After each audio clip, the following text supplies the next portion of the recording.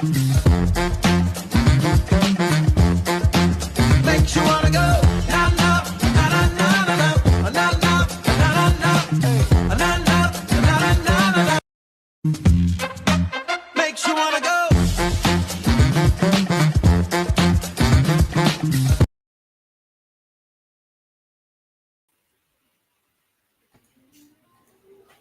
Hello, hello, hello, everybody. Thank you for joining Gab with Golden Bronze.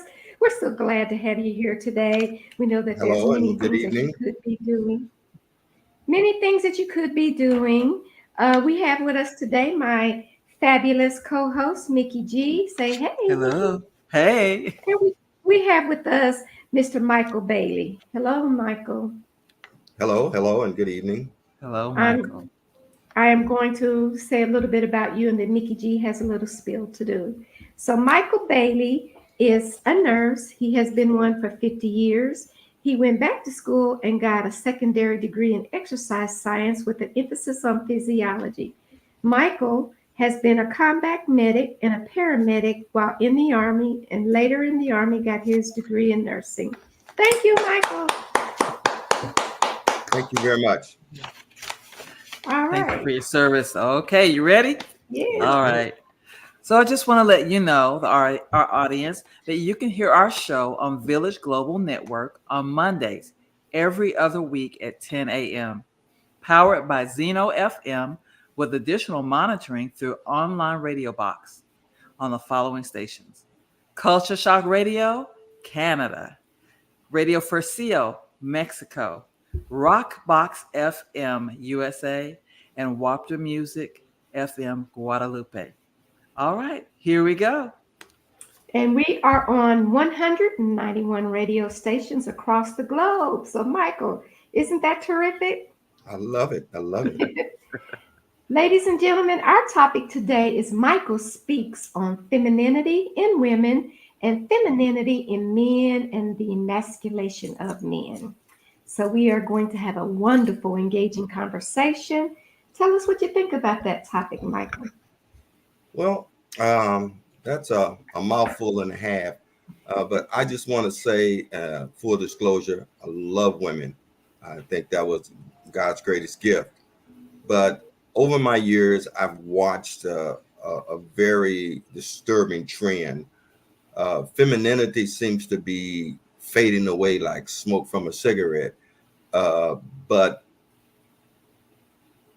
I don't know whether it's on purpose or not, but women that I have observed and that I know uh, in my age group, they're standing fast. But the women that are coming in generations past me, for some reason, it's a badge of courage not to be feminine or over feminine to the point of pornography. So, I want you to elaborate just a little bit on what do you mean by a badge of courage to not be feminine?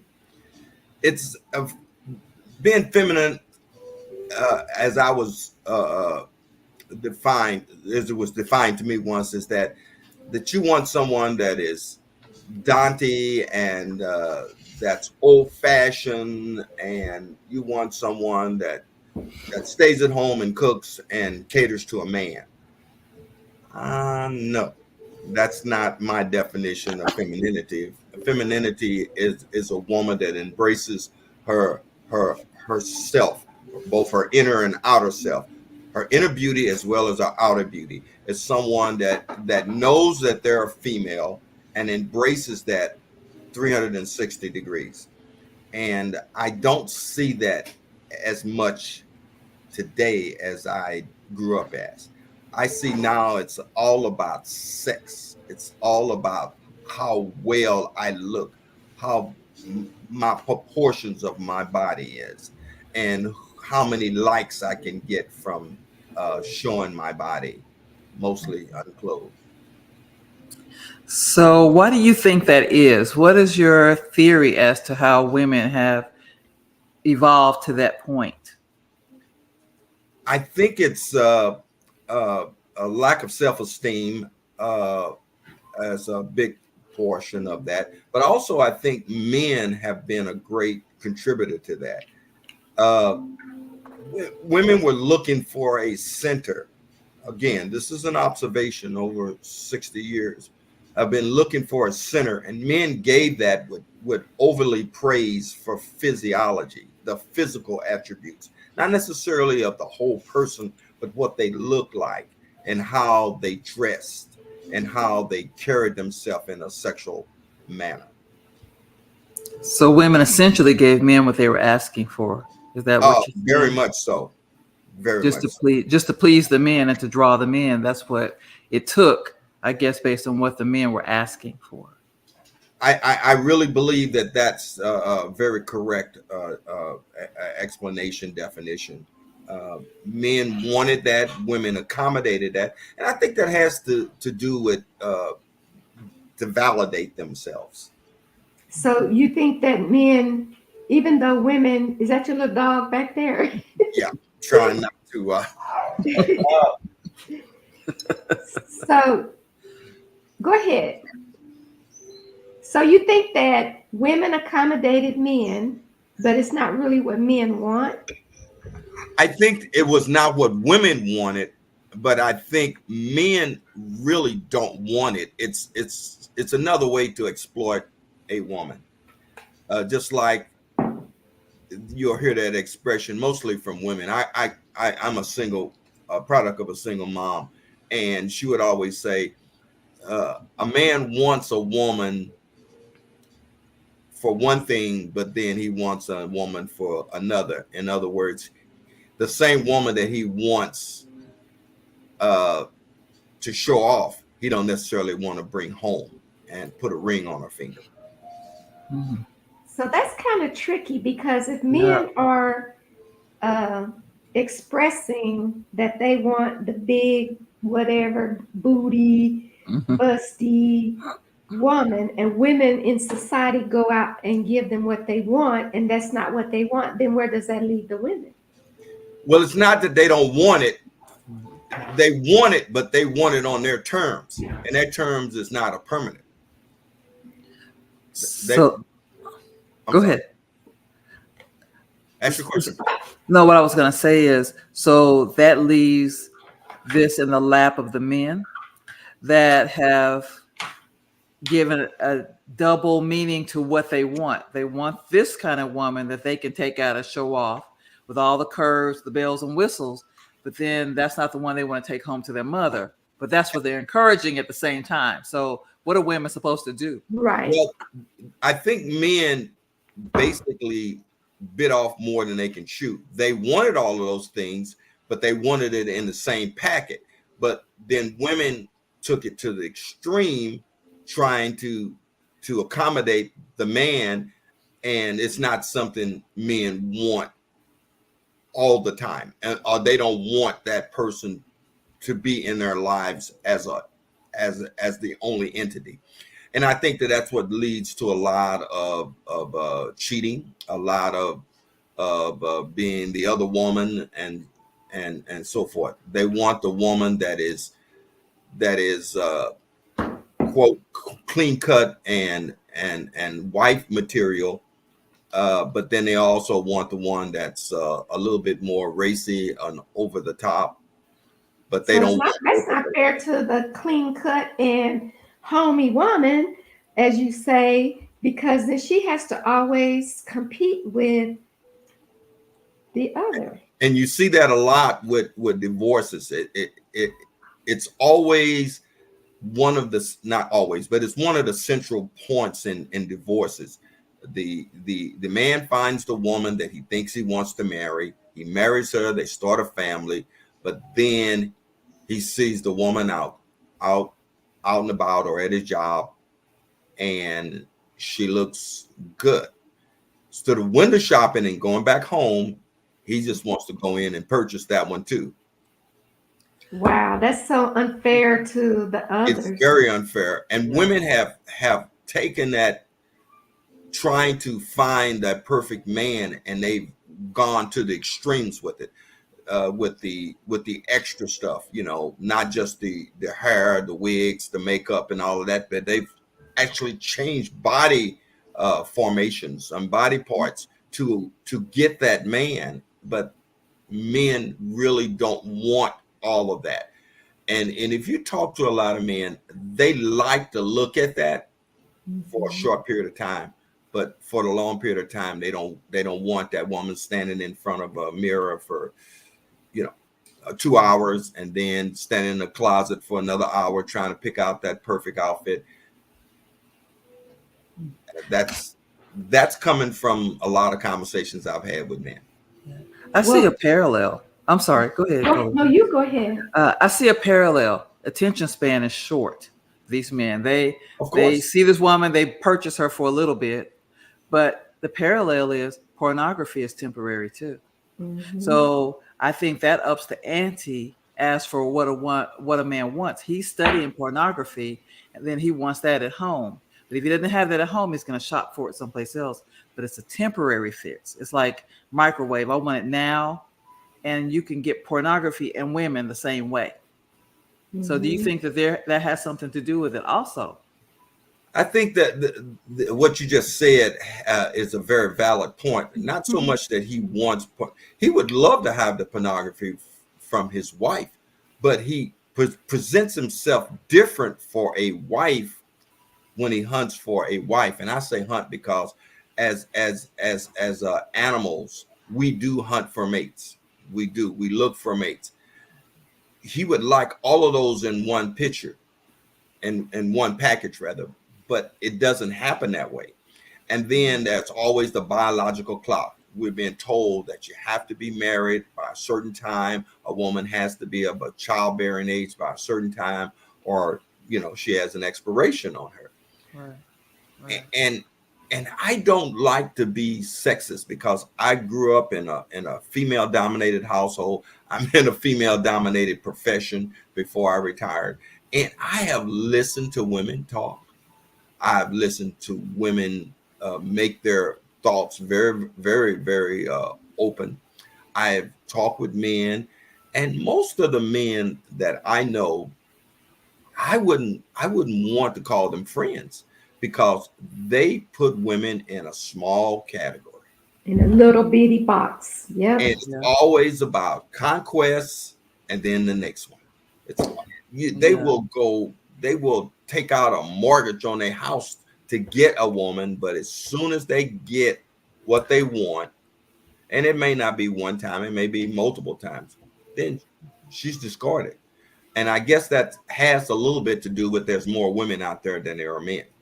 yeah. I have two questions to ask or 2 points to make, and that is when a man is in pursuit of a wife and he meets a lady that he just likes, she's not the pornography type looking woman, but she's all those other moral, ethical, spiritual, financial, whatever things that he's looking for, his total package, except for that.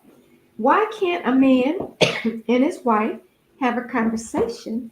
They don't have to be to the extent of pornographic, but about what pleasures them, and they work to please each other. Some do. And if you look at long-standing marriages, you wonder what is or what has been so instrumental in your marriage having longevity. And a lot of that is not that the woman is so submissive, is that they've talked about things, they've agreed to things, and the man is happy with the agreement they came about. And I don't agree with what a lot of women. I see it as sour grapes, but they'll say it doesn't matter what you do, that a man's going to always go out and be dogging around or going to be on the hunt. I I don't don't agree with agree that. with that. I don't agree with that wholeheartedly, but I Mhm. do basic my conversations with men.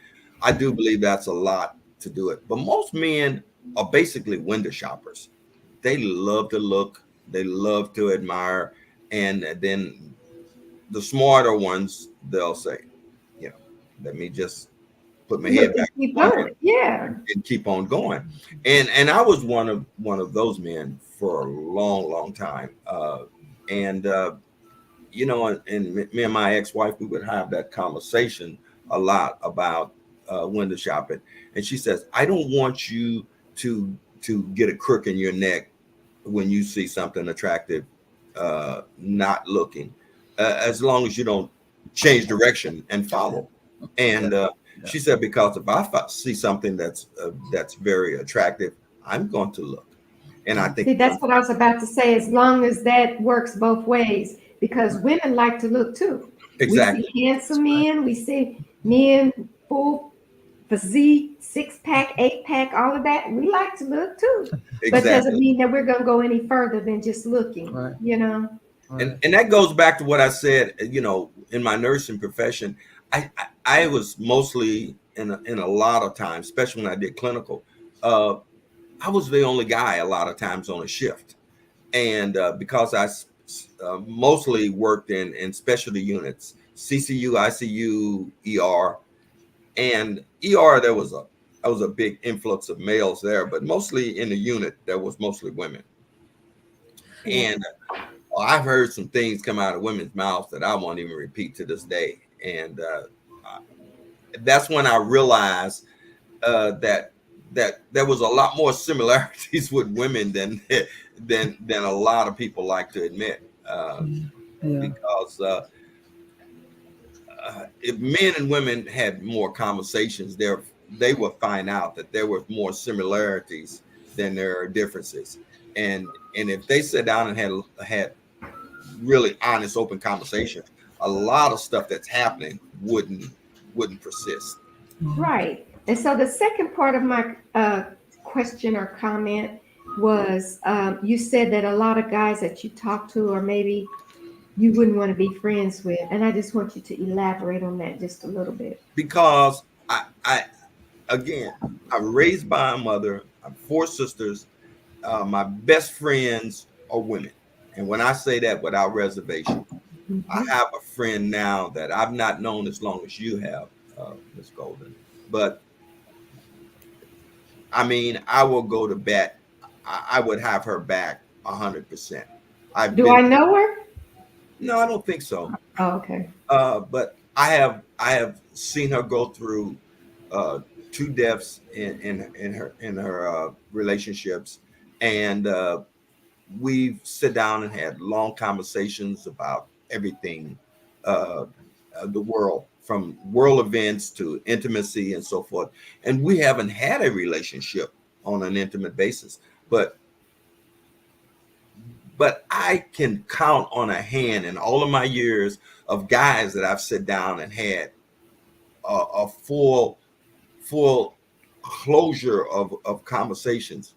It always goes back to women's body parts, conquests, and whatever. And a lot of those are married, long time marriages, and they're in there. And but You know what? I think that's because you have eight sisters. I forget how many, a bunch of sisters. So four, you know how to communicate with females. And for me, I'm the only girl, and all of my first line cousins are guys, and we can converse or conversate or whatever that proper word is. I get them mixed up. Some people use them interchangeably. One is incorrect. But anyway, we can have conversations about all those different things, current events, politics, religion, exactly. relationships, love, marriage, and all of that. And I would honestly say some of my closest friends are men. Uh, I seem to be able to communicate better and get along better with men on a platonic Right. level than with women. Exactly. And And, I've and tried to figure it out. I've I was longed for just those getting ready to sisterhoods. Yeah. I've just get longed ready for to those interject that. sisterhoods, but there's something that always prevents that level of connectivity. You Yeah. know, as with, I can be friends with a man easier than with a woman, and I try. You know, Yeah. it's And I just, and I don't even try anymore at this age and stage in my life with men, because I find them very, very shallow as a whole, very shallow. And I'm people that I know that are married or in relationships or whatever, and it's almost like it's just a convenience thing, because as soon as they get an opportunity or as soon as they get a chance, they're on the prowl. And when I say I don't care about having male friends, I find my relationships with women a lot more enduring and a lot more deeper. Like you Mhm. said before, I've got four sisters, but almost all of my cousins, second, third, are females. So Mhm. I was always surrounded and nurtured by women. My grandmother, my great grandmother stayed alive until till she was 106. I was about 8 or 9 years old when she passed, Wow. and I've always found conversations with women a little bit deeper and a little bit more introspective than with men. And I may have not spoken to the right men, but I know men of all persuasions, uh, Yeah. from the most basic soldier, uh, to lawyers, doctors, business owners, and so forth. Mhm. And I, I just I just find I'd rather have a female friend. I have two trains of thought about that. One, uh, Golden Bronze, when you were talking about relationships with women, what I find is that we're so competitive with each other that we have problems supporting each other. But when you talk to a man is not in competition with you. Right. So it's easier if the man is not trying to pursue you for romance or sex or something to be friends with a man. And you can learn a lot from men and those friendships. But So that's very interesting because I don't compete with any woman. no, But you see, don't. women, But I when we don't. look across the table at each other and sizing each other up, oh, is she curvy? I agree. What's she wearing? And I I've don't like heard that those kind of lipstick. conversations. And Yeah. I have this one friend that I consider her one of my best friends in the Dallas area. And she was, I've known her since the early 90s. And I actually knew her, I think I knew her before I started at Prudential. No, it was a little bit after. But she was like, a man's wet dream. Coke bottle, uh, very pleasant, very soft spoken, physical features. And she wasn't no dummy. She was smart. She was very accomplished. And she had friends, and they would, in her presence, they would just dog her out. She's just, the way she dresses, and every time you look around, she got a different man, and da da da da da. And these were all women that didn't have relationships or didn't have men. And Those are the ones. I got tired of hearing about it in my presence. And I told him, I says, hey, if you're going to talk about her, let her be around. And then I'm sure she could hold her own. And I said, if you keep on talking about her in my presence, I'm going to call her. Right, And right. that's what I did. I Well, there's truth to called. that because I remember saying to some ladies, next time you decide to talk about me, make sure I'm in the room. Oh, Yeah, definitely. yeah. And that's the thing about women. Sometimes we just don't trust each other because we're competing with each other. Not that you compete, not that I compete, but as Mhm. a societal group, I would say Mhm. that. And then the other thing, when you were talking about the men going after these women that are a certain way, do you think that there's a coarsening in our society and the bar has been made so much lower? Yes. As regard to even pop culture, singing groups, you had the Supremes, and now they're dressed elegantly, and now you have everything, anything, Girl, thongs, Everything's say whatever. that. hypersexualized now. Right, everything is sexualized. So our society seems to have lowered the bar in so many areas that we're just Mhm. going with that because that's the norm now. Do you think that that's true? I wholeheartedly believe that's true. And I'm glad you brought that up, because I'm in the era of the Motown, and right now Smokey Robinson is hosting Soulville, and he talks about his best friend is Barry Gordy, and I've really studied Barry Gordy's his business model, and he was the whole packet. It wasn't about getting someone that could sing or getting the right song for that. He groomed them Right. Exactly. I mean, they had to go to etiquette training. Yes.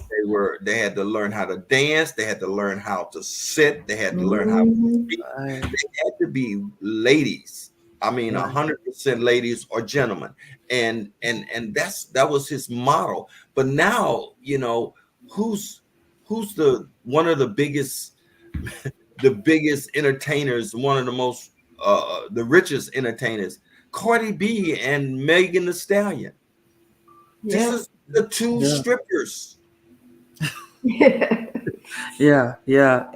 And notice Black China has stopped doing what she did, and she's just going back to being Angela, just to normalize her life.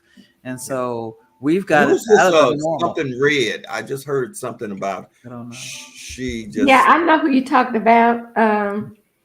Boy, I'm not. I'm trying not to gossip, but Yeah. well, I'm not either, but this whole thing started about the women are they had this. I saw a bit on social media about the women are out there saying they they're it's a new revolution about hypersexual is good.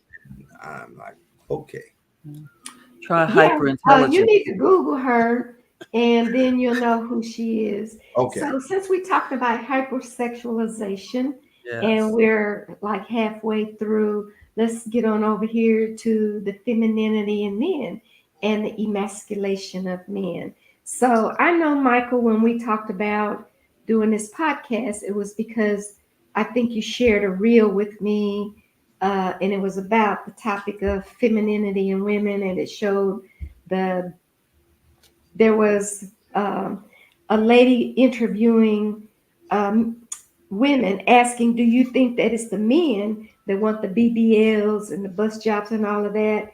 And I sent it to you, or you sent it to me, and the men were all saying, "No, that's not what they want."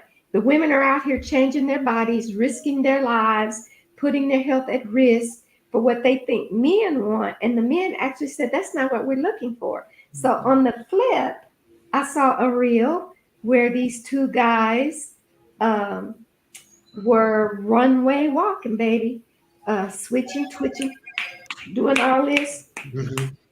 and that kind. Somebody commented that even though they look good, they're dressed nice, and they got that runway walk, they were emasculating men. So Mickey and I had a conversation, and I told her I was going to tag that on to here because that's not what I look for in a man.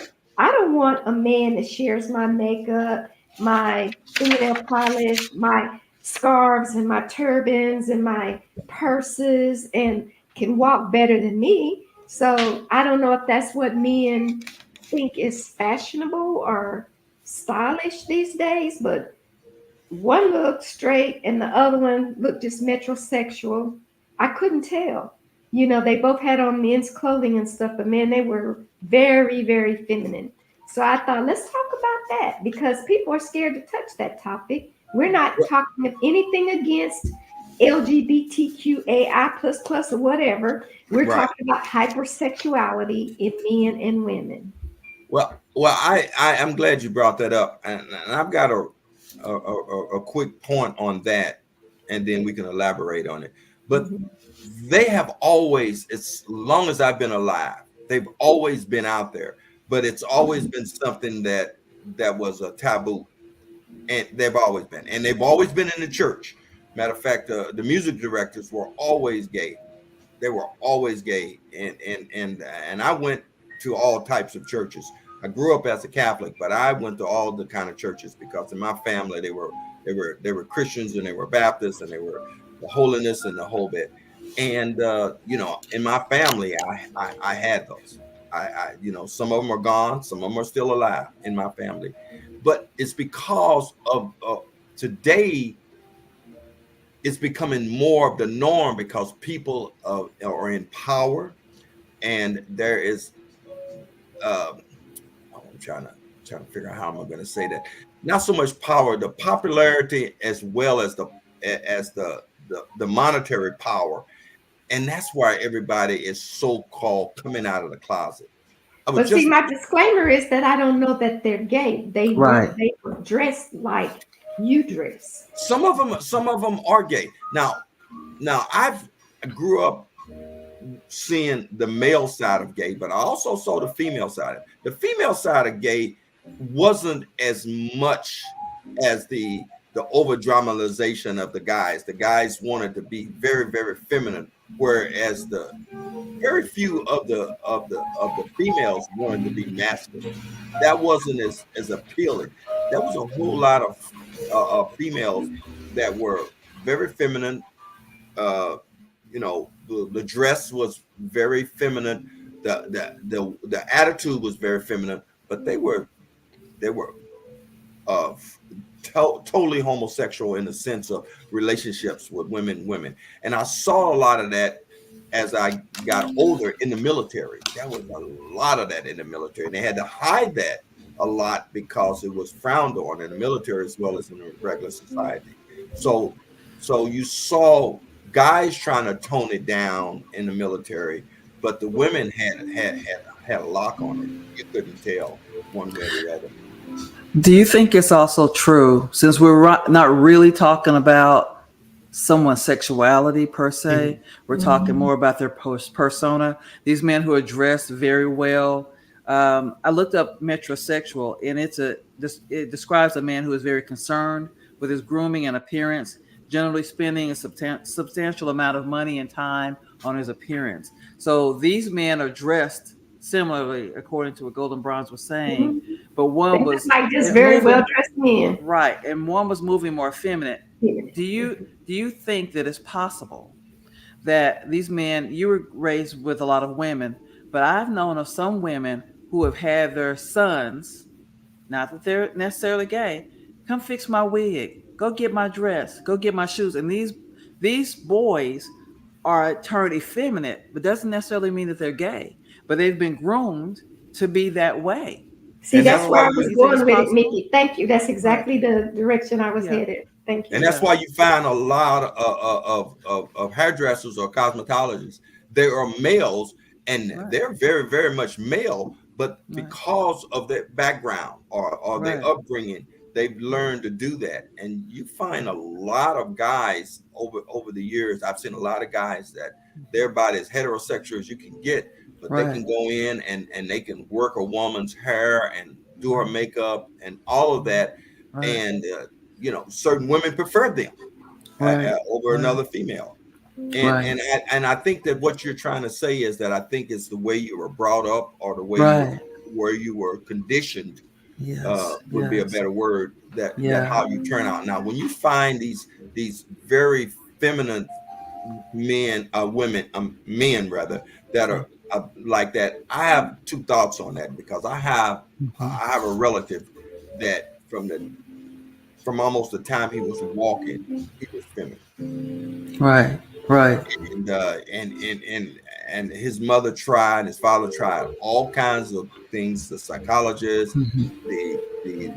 the schooling, everything with him, and Mhm. he just gravitated to that. And he's a nice kid, he's a nice guy, he's a grown man now, but Right.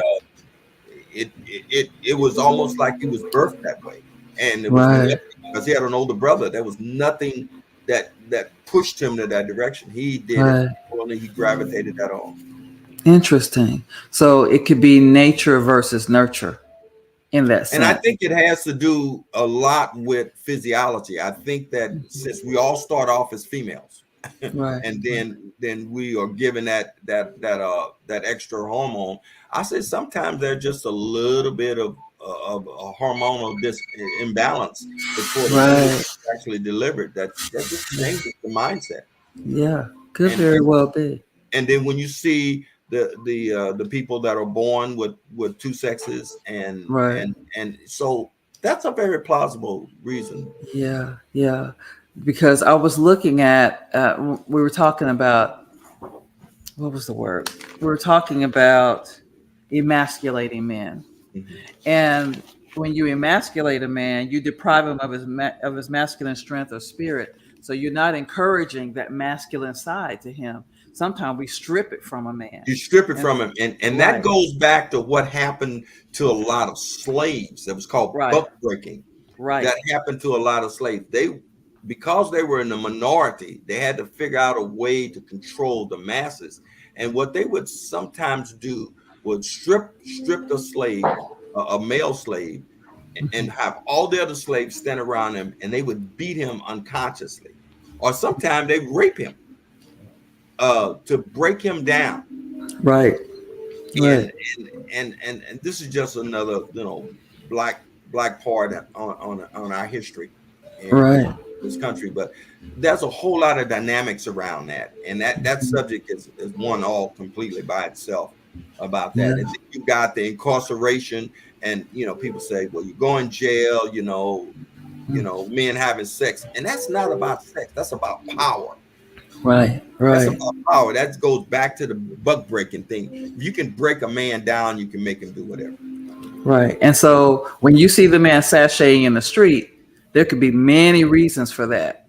Exactly. And it's unfair to jump to any one conclusion about the man, because that's real. People have emasculated men, and men are in dresses all the time, et cetera, and normalizing the emasculation of a man. Exactly. And I'm glad that you looked up the definition of metrosexual, because I think that's my preference. Remember, I told you that, Mickey. I said I like a well-groomed, well-dressed, well-spoken, well-carried man, but I don't like a feminine man. He can't be. And there's a big difference. There is a big difference. And I think that the guys that are very switchy and very handsy and very and dress wise, those are people that are lost in what their actual sexual preference is. I think they're lost. They don't know where they stand. And so what they do is they go with what's easier for them. That's quite possibly true. They haven't quite identified with one gender or the other, is what you're saying. They're not trans. They dress like men, but they're very feminine. So yeah. And they about the hairdressers. Some of the men that are hairdressers are some of the best hairdressers. They can do some hair, but they're masculine. They have wives and families. Exactly. And I've seen that a lot, and I've dated a couple of female hairdressers, and you go into the shop, and some of those guys, that's just like another job for them. They get their families and kids, so there's a whole lot of dynamics in there, and I think that's why when you have these people saying, well, if we just send them to these camps and straighten them out, I think it's sometimes it's the physiology. It's sometimes in the birth processes that things get kind of mixed up a little bit, and the person doesn't really know which way. And you'll find a lot of people that go ahead on and follow society's norms and get married and have kids, and they're not happy, and they keep having problems and so forth until they find their niche. And their niche could be another woman or another man. And you see that now a lot in celebrities now. What they call come out of the closet.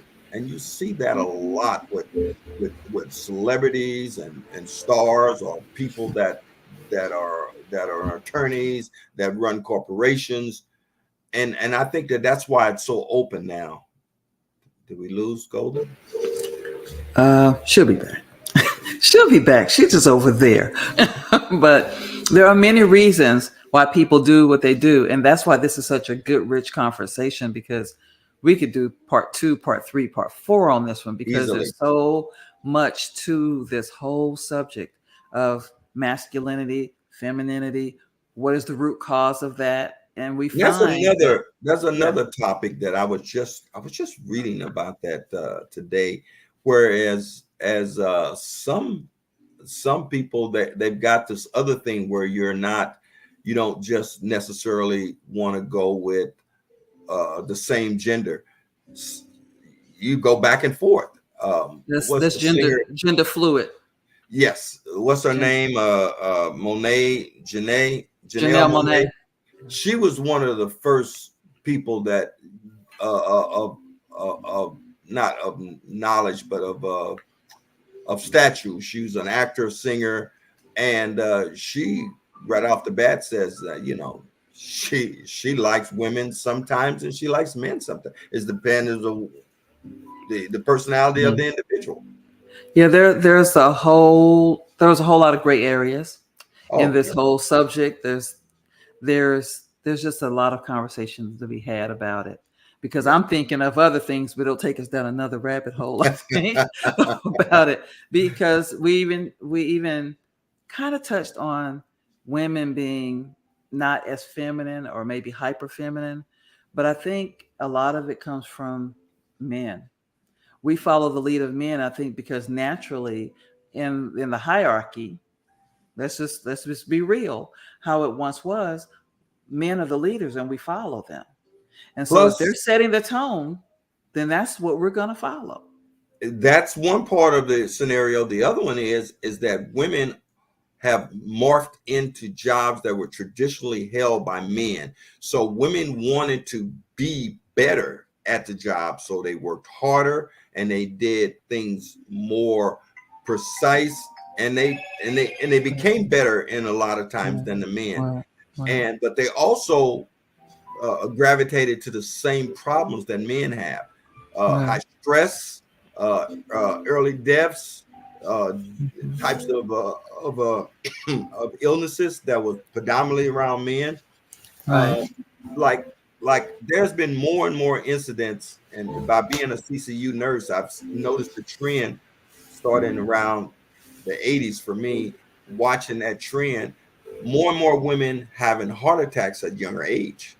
Yeah, yeah. Well, in that same vein, women more and more are the breadwinners for their home.